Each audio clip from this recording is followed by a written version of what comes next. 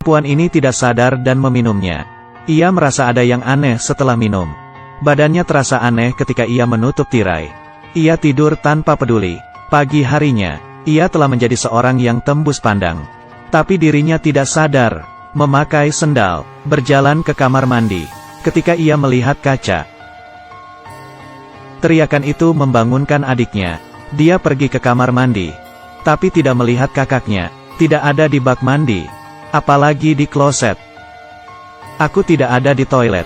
Si adik ketakutan, melihat keran air terbuka dengan sendirinya. Ternyata si kakak mengira dirinya sedang bermimpi. Mencuci muka agar segar. Dia membungkus kepalanya dengan handuk. Menghitung 3, 2, 1. Sekarang adiknya semakin takut, melihat kakaknya lari ke kamar. Mengambil handphone untuk menelepon polisi. Adik terhenti, karena jika ia menelepon polisi tidak ada gunanya. Siapa yang akan percaya? Katakan, masalah ini bermula dari, karena semalam seekor ngengat membuat adikku membuat kesalahan, dan ngengat itu melewati uap. Si adik menangkapnya, dan ngengat itu menjadi tembus pandang. Adik sangat takut sampai ia memecahkan toplesnya.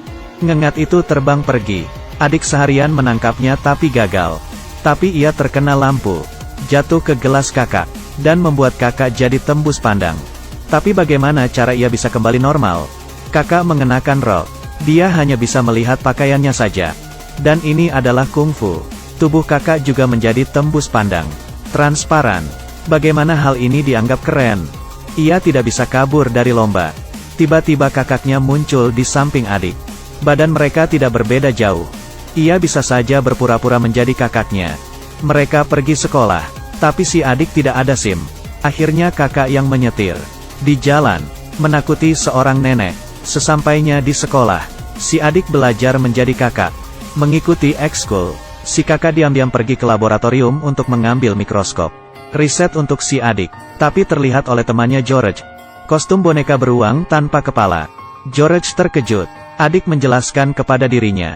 Sepulang sekolah, banyak yang bersiap pulang. Kakak memaksa adik ikut lomba. Tapi si adik tidak bisa bermain bola sama sekali. Walaupun ia bertanding ia dibantai.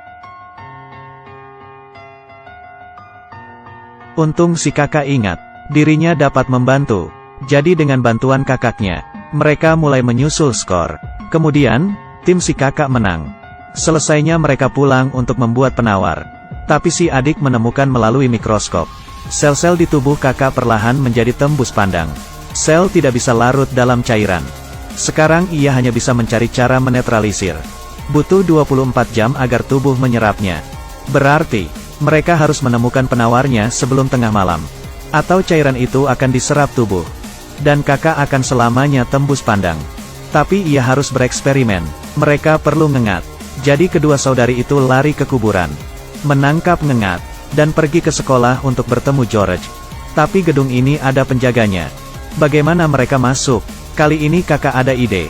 Berikan padaku. Mendengar suara, penjaga itu keluar. Tapi di luar tidak ada siapa-siapa. Kemudian berbalik, tapi melihat ember yang terjatuh. Ada apa? Si penjaga kemudian mengikuti. Ember itu berhenti. Siapa yang mengusiliku? Tiba-tiba ada suara bola.